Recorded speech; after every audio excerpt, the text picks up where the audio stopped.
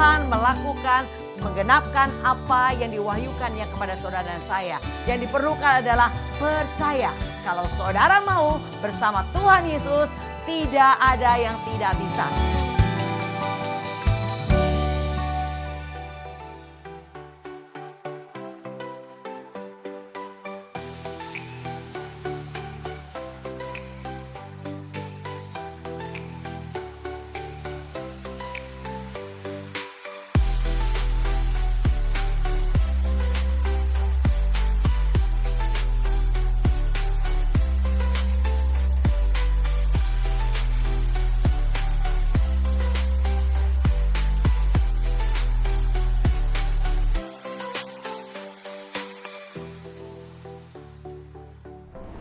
Shalom sahabat Terobos, salam jumpa kembali bersama GOB Generation of Breakthrough. Hari ini saya akan bawakan satu tema, sinergi potensi bagi kerajaan Allah. Sebelumnya mari kita satukan hati, kita berdoa. Hentinya kami naikkan syukur untuk kembali kesempatan kami belajar kebenaran firman Tuhan. Mari Allah Roh Kudus sendiri wahyukan hikmat pengertian untuk kami mengerti isi hati Tuhan, agar kami tidak tersesat. Berbicaralah Tuhan, kami siap mendengarkan dalam nama Tuhan Yesus. Haleluya, amin. Sahabat Terobos, bacaan kita dari Filipi 2 ayat 5 dan 6. Hendaklah kamu dalam hidupmu bersama menaruh pikiran dan perasaan yang terdapat juga dalam Kristus Yesus, yang walaupun dalam rupa Allah tidak menganggap kesetaraan dengan Allah itu sebagai milik yang harus dipertahankan. Ya saudara, kita belajar bagaimana setiap orang percaya kita ini adalah warga negara kerajaan Allah. Dan Tuhan rindu keaktifan saudara dan saya mengambil peranan sebagai warga kerajaan Allah bersama dengan Tuhan, bergandengan tangan demi kemuliaannya. Seperti sebuah orkestra ya saudara ya, meskipun berbeda instrumennya tetapi disatukan dalam sebuah harmoni. Nah inilah yang Tuhan mau, yaitu kerjasama antara kita saudara dan saya juga bersama dengan Tuhan melanjutkan pekerjaannya. Nah saudara, kita pelajari dari bacaan kita bahwa warga kerajaannya bisa menyinergikan potensinya, yaitu dengan cara yang pertama menyatukan kelengkapan dalam Kristus. Kita baca di ayat 1. Jadi karena dalam Kristus ada nasihat, ada penghiburan kasih, ada persekutuan roh, ada kasih mesra dan belas kasihan. Ya saudara, perintah untuk bersinergi dan menyatukan hati dilengkapi dengan beberapa hal yang disediakan oleh Tuhan. Yaitu kelengkapan yang diberikan oleh Yesus adalah yaitu nasihat. Saudara di dalam Tuhan, Tuhan beri kemampuan atau karunia untuk saudara memberi nasihat. Dan penghiburan kasih untuk memperkatakan perkataan motivasi yang menguatkan dan membangun. Ada persekutuan roh, yaitu saudara di dalam persekutuan dengan saudara seiman, kita memuji menyembah Tuhan dalam roh dan kebenaran. Lalu ada kasih mesra di mana kita saling menolong satu dengan lainnya dan kita saling mendoakan. Dan kita saling bersaksi menguatkan. Dan ada belas kasihan, itu ditaruhkan Tuhan di hati kita buat sesama kita. Nah itu adalah kelengkapan yang diberikan oleh Tuhan buat saudara dan saya sebagai pribadi warga kerajaan Allah yang sedang bersinergi dengan Yesus atau Tuhan sendiri. Nah saudara, jika hal tersebut diterapkan di dalam sebuah komunitas orang percaya, yaitu contohnya di Komsel atau KUL, dalam jemaat lokal, atau bisa juga di dalam persekutuan kategorial WBI Wanita Betel Indonesia atau Youth GC anak-anak muda ya saudara, maka kekuatan gereja sebagai tubuh Kristus akan terus bertumbuh dan kembang. Nah ini saudara yang akan terjadi. Tapi saudara dan saya mau disinergikan bersama dengan Tuhan untuk melakukan apa yang Tuhan mau. Nah saudara, saya percaya gereja akan semakin bertumbuh berkembang, banyak jiwa-jiwa menjadi orang percaya dan mereka boleh melihat perbedaan hidup kita sebagai orang percaya dengan dunia akan terlihat dan kita tidak menjadi batu sandungan. Marilah saudara, datanglah kepada Tuhan bukan untuk mengentertain diri kita sendiri. Ada banyak orang datang ke gereja kalau melihat musiknya kurang enak, worship leadernya false dan mulai berkata, aduh gak enak di gereja nih, udah cari gereja yang enak. Hei saudara, kita datang kepada Tuhan bukan untuk mengentertain diri kita, tapi kita mau mempersembahkan sesuatu buat Tuhan. Beri yang terbaik buat Tuhan. Apa yang kau bisa lakukan untuk Tuhan saudara? Jadi gereja udah kayak bioskop, cari yang bagus, yang enak. saudara datang ke sana. Gereja adalah bengkel tempat pembentukan setiap kita dari manusia duniawi untuk menjadi manusia rohani. Maka perlu diproses untuk betulin mobil yang rusak di bengkel mobil itu harus diketok, harus diperbaiki, dicongkel. Wah, kalau bisa jerit teriak sakit ya saudara ya. Tapi akhirnya jadi mobilnya jadi indah. Nah begitu juga saudara. Untuk saudara dari manusia duniawi menjadi manusia rohani, saudara perlu diproses. Dan proses itu ada di gereja saudara. Di mana besi menajamkan besi, orang menajamkan sesamanya. Kau tidak perlu marah dengan orang yang memfitnah, yang menganiaya, enggak anggap apa yang kau lakukan, tidak memberi penghargaan. Tapi kau bersyukur dengan adanya mereka, engkau punya kesempatan untuk mempraktekkan kebenaran firman-Nya. Daud berkata dalam Mazmur 119 ayat 71. Bahwa aku tertindas itu baik bagiku, supaya aku belajar ketetapan-ketetapan-Mu. Ya, tertindas itu baik supaya kita belajar ketetapan Tuhan. Saudara hendaklah berpikir seperti Daud berpikir. Kau punya kesempatan praktekkan firman agar engkau mempunyai level mahir untuk melakukan firman Tuhan. Artinya kau akan menjadi orang yang spontan melakukan kebenarannya di setiap proses hidup. Dan itu perlu dilatih. Dan latihannya melalui orang di sekeliling kita. Bukan orang jauh, orang dekat. Mungkin itu suami, istri, anak. Atau mungkin itu teman pelayanan. Atau bahkan pendeta, gembalamu sendiri. Bisa dipakai untuk proses. Saudara ingat seperti Daud dengan Simei. Ketika Simei mengutuki Daud, apa yang Daud katakan? Biarkan. Kalau Tuhan yang suruh dia berkata demikian, saya bisa buat apa? Biarlah Tuhan menaruh belas kasihan terhadap penderitaanku, kata Daud. Jadi saudara percayalah, kalau selai rambut pun jatuh, Tuhan tahu. Apalagi masalahmu, Tuhan tahu. Kita ini biji mata Tuhan. Tidak satu pun yang dibiarkan untuk mengganggu biji matanya saudara. Perlindungan biji mata itu sempurna. Ada kelopak mata, ada bulu mata, ada alis, ada air mata. Itu semua perlindungan buat biji mata. Dan Tuhan tidak akan biarkan. Tapi kalau Tuhan izinkan sesuatu terjadi dalam hidupmu, berarti ada tujuan Tuhan. Yaitu melatih kita agar kita memiliki gaya hidup kerajaan surga. Apa yang kau dengar kata kitab suci itu mari kita lakukan saudara. Ini yang Tuhan mau untuk kita lakukan. Ya, karena iman saudara bertumbuh bukan karena hanya sekedar ibadah setiap hari. Imanmu bertumbuh bukan karena kau baca Alkitab sudah khatam, sudah habis bolak-balik 100 kali. Enggak. Tapi imanmu bertumbuh dikatakan melalui penganiayaan dan pembacaan kitab suci. Jadi oleh karena itu terima prosesnya saudara. Yang kedua yaitu kita belajar bagaimana caranya kita sebagai warga kerajaan Allah menyinergikan potensi kita. Yaitu kedua, mengerjakan kerinduan Kristus. Kita baca ayat 2 dan 3. Karena itu sempurnakanlah sukacitaku dengan ini. Hendaklah kamu sehati sepikir, dalam satu kasih, satu jiwa, satu tujuan, dengan tidak mencari kepentingan sendiri atau puji-pujian yang sia-sia. Sebaliknya hendaklah dengan rendah hati, yang seorang menganggap yang lain lebih utama daripada dirinya sendiri. Ya, itu dia saudara, kerinduan Kristus dinyatakan melalui Rasul Paulus adalah agar setiap umatnya menjadi sehati sepikir, satu kasih, satu jiwa, satu tujuan dan tidak mencari kepentingan sendiri ya saudara ya. Tapi kita memperhatikan kepentingan orang lain lebih daripada kepentingan kita sendiri. Nah, tantangan untuk menjadi sehati adalah karena ada kepentingan pribadi atau golongan yang terkadang lebih dominan dalam kehidupan kita. Kalau dibilang ada ego, ada gengsi, harga diri, nama baik yang masih harus dipertahankan. Saudara, kita belajar seperti apa yang dilakukan oleh Yesus, dikatakan di Filipi 2 ayat ke-6. Yang walaupun dalam rupa Allah tidak menganggap kesetaraan dengan Allah itu sebagai milik yang harus dipertahankan. Iya, dia tidak mempertahankan dirinya yang sebetulnya dia ada setara dengan Allah. Tapi ia tidak mempertahankan dirinya, dikatakan di sini. Ia mengosongkan dirinya dan bahkan dikatakan ia mengambil rupa seorang hamba dan menjadi sama dengan manusia. Nah ini saudara ya. Jadi dia nggak mempertahankan, dikatakan mempertahankan kesetaranya sebagai Allah. Tapi dia rela menjadi hamba bahkan sama dengan manusia. Dan saudara tahu apa yang dialami Tuhan Yesus? Dikatakan dalam Matius 26 ayat 67. Yesus diludahi, ditinju dan dipukul. Dia terima dan dia berkata, Bapa ampuni, mereka tidak tahu apa yang diperbuatnya. Saudara, kita belajar dari teladan Yesus.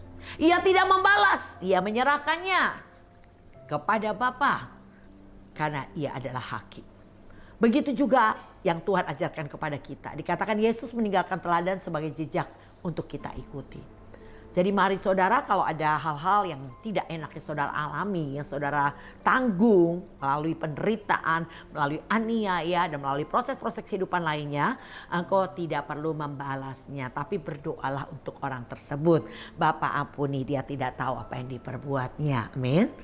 Penghakiman adalah hakku, kata Tuhan. Jadi oleh karena itu saudara, mari saudara kita belajar sehati dengan siapa? Dengan pemimpin. Di mana engkau berada di gereja lokal, di mana engkau tertanam, nurut-nurut aja apa kata pemimpin saudara. Percayalah seorang pemimpin tidak akan memimpin kalau Tuhan tidak angkat. Tidak ada seorang pun dapat melayani dia kalau Tuhan tidak mempercayakannya kepada saudara. Saudara perlu tahu namanya pelayan Tuhan. Tuhan yang pilih saudara melalui para pemimpin.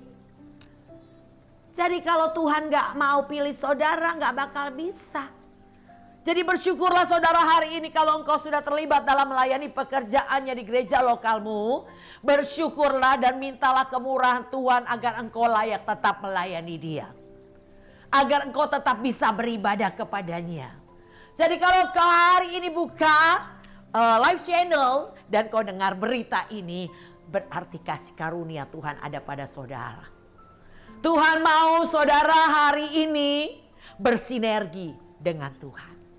Ayo saudara, lanjutkan pekerjaannya.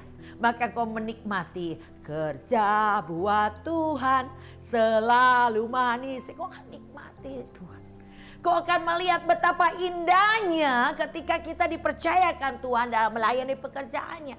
Bukan karena engkau mampu, bukan karena engkau bisa, bukan karena engkau hebat, tidak. Tapi karena Tuhan memanggilmu dan Tuhan memperlengkapimu untuk kau melakukan tugas pelayanannya bersinergi dengan Tuhan sendiri. Untuk melanjutkan, menyelesaikan pekerjaannya. Sampai setiap lutut bertelut, setiap lidah mengaku bahwa Yesus adalah Tuhan.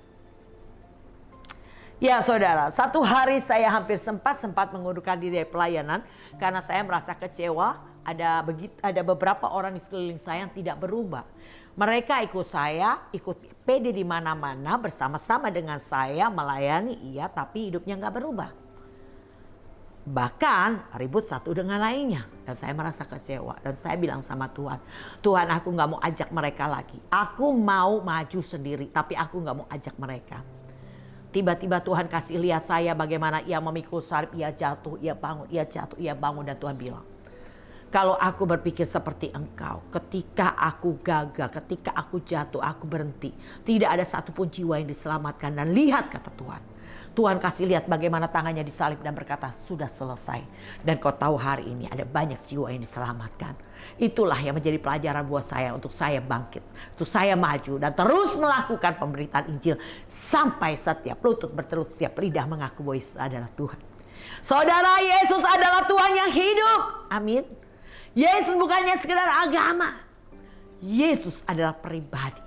Dia yang akan menolong engkau. Dia yang akan mengangkat bebanmu. Dia akan memberi solusi untuk setiap masalahmu. Dan bersama Yesus kau akan memiliki kegairahan dalam hidup. Karena ketika engkau dekat dengan Tuhan, maka Tuhan pasti akan menaruhkan di hati saudara untuk melakukan sesuatu hal yang baik buat orang di sekeliling saudara. Dan itulah yang membuat kita berarti ketika kita bisa melakukan sesuatu bagi orang lain.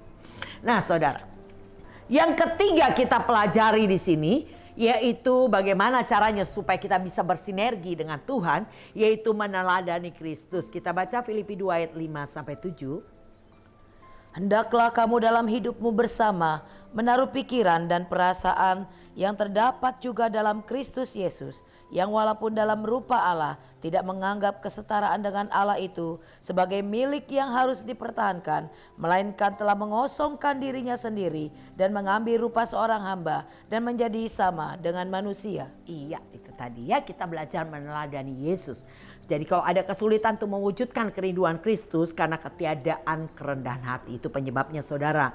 Maka mari kita belajar di sini, yaitu mendapatkan sebuah teladan dari pribadi Yesus. Dia meninggalkan jejak sebagai teladan buat kita. Engkau hanya perlu ikutin aja.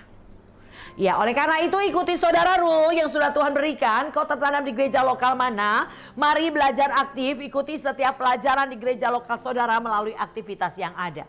Jadi gereja lokal saudara adalah sekolah kehidupan di mana engkau ditanam Tuhan di sana. Dan kau hanya perlu ikuti aja saudara. Maksimal di dalam Tuhan. Dan kau bertekun di dalamnya. Saya percaya kalau kita melakukannya, engkau pasti akan semakin mengenal Tuhan secara pribadi. Kau akan mengerti apa yang boleh dan tidak boleh, apa yang menjadi kehendak Allah dan apa yang menjadi hal yang tidak boleh kita lakukan. Dan ketika engkau melakukannya dengan kekuatan Roh Kudus, imanmu pasti bertumbuh. Engkau akan semakin bijaksana, engkau akan semakin berubah, bahkan sampai sempurna. Apakah bisa sempurna? Ya, bisa.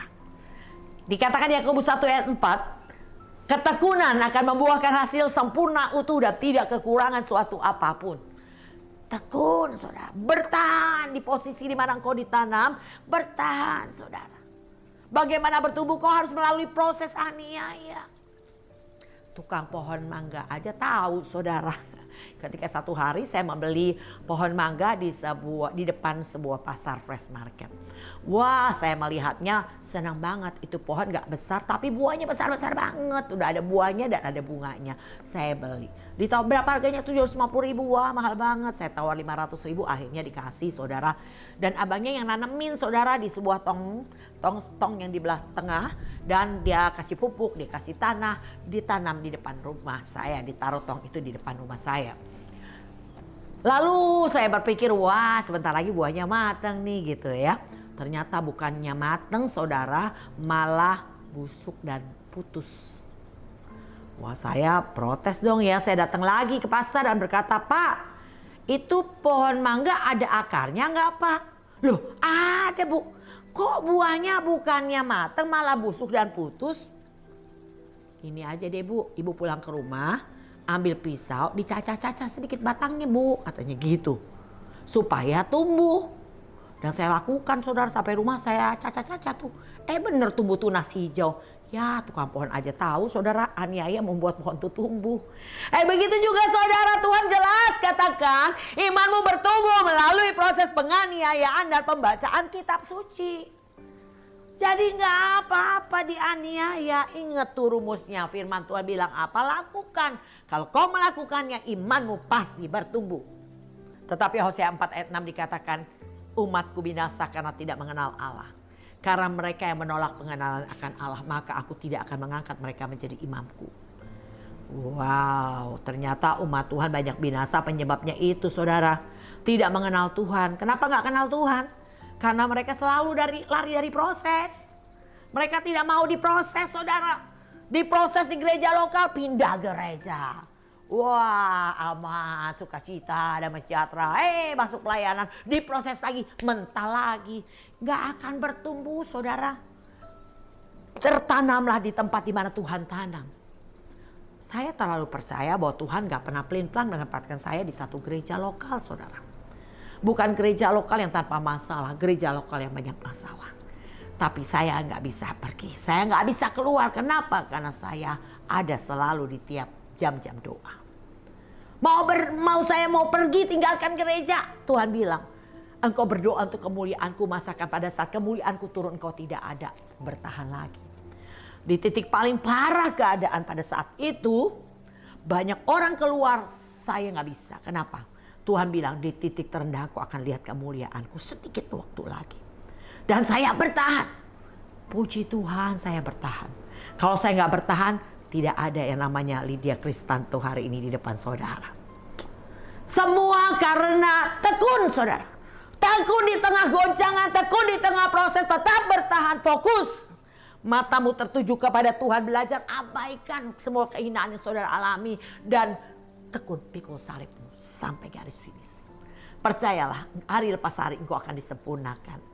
Kolose 3 ayat 10 dikatakan, dan telah mengenakan manusia baru yang terus-menerus diperbaharui untuk memperoleh pengetahuan yang benar menurut gambar kaliknya. Ya, kita akan diperbarui terus menerus, saudara. Hari lepas hari kita akan semakin disempurnakan dalam pengenalan akan Tuhan. Tuhan bukan hanya memberi teori ketika kau datang kepadanya di dalam ibadah. Tapi Tuhan selalu memberi kesempatan untuk kita mempraktekkan teori yang kita dengar. Dan itulah yang membuat kita bertumbuh. Engkau hari ini bisa mengenal Tuhan bukan karena teori. Tapi ketika kau praktek, kau bisa lihat Tuhan. Kau bisa kenali Tuhan. Bagaimana saudara bisa kenali Tuhan sebagai Jehovah Rafa, Allah penyembuh? Ketika teman saya dalam keadaan sakit gagal ginjal yang sudah parah, dokter udah angkat tangan bawa pulang, kasih makan yang enak. Lalu teman saya bilang, Tuhan, kalau kau mau sembuhkan aku percaya kau bisa lakukan. Tapi kalaupun tidak, aku tetap bersyukur. Besok pagi bangun dari tidur, saudara, tubuhnya terasa sangat sehat. Dia turun melompat dari tempat tidur, dia lompat-lompat dan ia merasa dia sehat. Dan ketika periksa, ginjalnya bersih, saudara. Dia berkata, Tuhan kau Jehovah Rafa, dengan penuh keyakinan. Karena dia punya pengalaman pribadi. Engkau mau mengenali dia sebagai Jehovah Jireh, Allah yang menyediakan. Engkau harus rela habis. Beras di rumahmu habis, suami di PHK, engkau harus bayar uang sekolah anakmu, kontrakan rumah harus dibayar, dan kau berdoa. Teman saya, suami istri, seorang hamba Tuhan, berasnya habis. Ia bergandengan tangan, dia berdoa dengan penuh ucapan syukur kepada Tuhan. Lalu tiba-tiba ada yang ketuk rumahnya. Waktu dia buka, ada sekarung beras di depan rumahnya, saudara. Tuhan Allah yang menyediakan, amin. Seperti kesaksian teman saya, udah habis semuanya. Tiba-tiba ada seekor burung perkutut masuk ke rumah. Ditangkap burung perkututnya, ditanyain ke tetangga, ada yang kelepas gak burung perkututnya? Gak ada. Dijual dapat 500.000 buat beli beras dan makanan. Wah, Tuhan punya banyak cara untuk menolong saudara. Dia tahu kesulitanmu, dia tahu kesusahanmu, dia tahu apa yang kau butuhkan. Maka kau bisa kenali dia Jehovah Jireh, Allah yang menyediakan. Kau mau mengenali dia Tuhan Allah sumber damai sejahtera? Engkau harus rela dianiaya, dimaki, dicela, difitnah. Kau harus rela direndahkan, gak dianggap, gak dihargai. Dan kau mulai datang sama Tuhan dan kau melihat Allah sumber damai menguasai hati pikiranmu. Dan itu yang saya alami. Ketika satu hari dalam sebuah perjalanan, dalam satu bis, teman saya minta saya foto. Foto di sebuah pohon yang bunganya kuning banyak banget.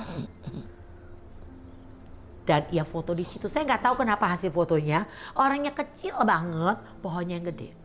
Dan dia bilang, goblok. Saya lihat nggak ada orang, udah nggak apa-apa lah.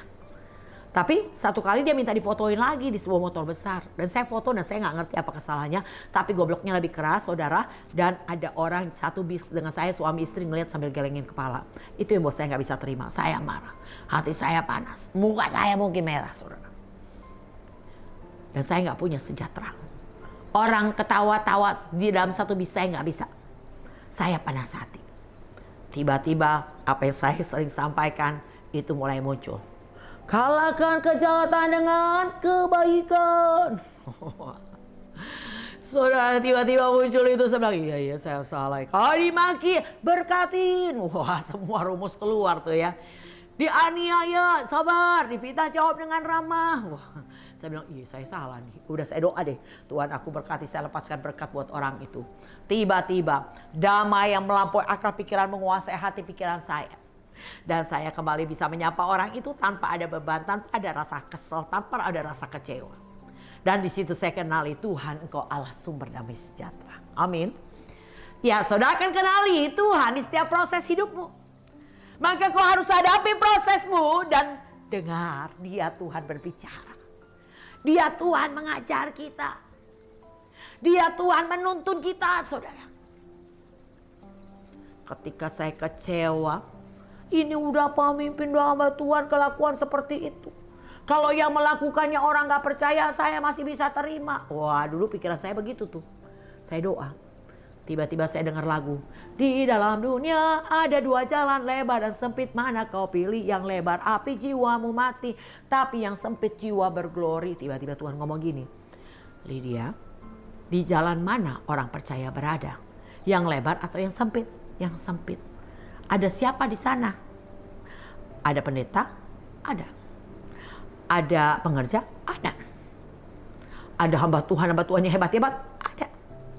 Dan kamu bisa bayangkan orang yang mau masuk surga itu banyak gak? Banyak. Jalannya sempit, orangnya banyak. Apa yang terjadi? Kesikut, kedorong, keinjak. Mungkin saja bisa terjadi. Siapa yang injak? Siapa yang ngedorong? Siapa yang gesek? Orang percaya atau bukan orang percaya? Orang percaya. Ada pemimpin? Ada. Ada pendeta? Ada. Ya, kalau kamu mengalami hal demikian, berarti jalanmu benar. Oh iya juga ya. Ya Tuhan saya ngerti, Tuhan saya ngerti. Tuhan luar biasa saudara, Tuhan luar biasa. Tuhan ngajar kita, Tuhan tuntun kita sedemikian rupa untuk kita mengenali Dia. Engkau punya perlu hadapi setiap prosesmu, datang sama Tuhan, Dia kenali pribadinya, Dia ajar kita, Dia tuntun kita, Dia bimbing kita. Dan engkau akan terharu. Dan engkau akan sangat bersyukur dalam panggilan. Tuhan hidup, Tuhan ada, Tuhan nyata saudara. Jangan pernah lepaskan kepercayaanmu karena apapun. Garis finish sudah ada di depan saudara. Garis finish sudah ada di depan saudara. Kau harus berjuang. Pertahankan imanmu di setiap kondisi apapun yang kau alami. Pertahankan imanmu, tetap percaya. Matamu biarlah tertuju kepada Tuhan. Belajar abaikan setiap kehinaan yang kau alami dan terus tekun pikul salibmu sampai sangkakala terakhir terdengar. Maka engkau saudara dan saya kita diubah dalam tubuh kemuliaan. Amin. Dia Tuhan. Dia memanggilmu dan Dia mau menyempurnakan hidupmu. Beri kesempatan hidupmu di tangan penjunan. Penjunan yang hebat. Yesus adalah penjunan yang hebat. Dia akan membentuk engkau menjadikan indah pada waktunya. Asal kau beri kesempatan untuk Tuhan membentuk engkau. Jangan bersandar pada pikiranmu sendiri. Mari Tuhan punya tujuan untuk bersinergi dengan saudara dan saya. Untuk kita dipakai bagi pekerjaannya yang mulia. Oleh karena itu tetap bertekun saudara. Tuhan sudah memilih untuk mengambil rupa manusia. Dia merendahkan dirinya sebagai hamba. Bahkan taat hingga mati di kayu salib. Biarlah itu menjadi teladan buat kita semuanya. Ya, ada satu sinergi potensi bagi kerajaan Allah. Dan Tuhan panggil saudara dan saya untuk ada di dalamnya. Berbahagialah. Biarlah kemurahan Tuhan tetap menyertai kita semua. Saya akan berdoa buat sahabat penerobos. Biarlah beri hidupmu kepada Tuhan. Dia akan memperlengkapi engkau. Dia akan menyertai, Dia akan menuntun, Dia akan mengajar, dan Dia akan memperlengkapi. Bahkan kau akan mengenal Dia secara pribadi. Dan diubahkan semakin hari menuju pada kesempurnaan. Mari saudara angkat tanganmu Bapak. Saat ini hamba berdoa bagi semua sahabat penerobos. Biarlah hari ini kami sadar bahwa panggilanmu adalah anugerah yang sangat amat besar. Kami siap dipakai Tuhan. Kami siap diperlengkapi. Kami siap diutus Tuhan. Oleh karena itu biarlah kemurahan Tuhan tetap menyertai kami. Dalam nama Tuhan Yesus, haleluya, amin. Demikian sahabat penerobos, biarlah tetap kuat di dalam Tuhan. Saudara boleh catat nomor di bawah ini. Dan saya akan kasih link Zoom saudara untuk kita bergabung dalam komunitas pemuritan GOB. Tetap bertekun, tetap setia, selesaikan sampai tuntas. Tuhan Yesus memberkati. Salam GOB.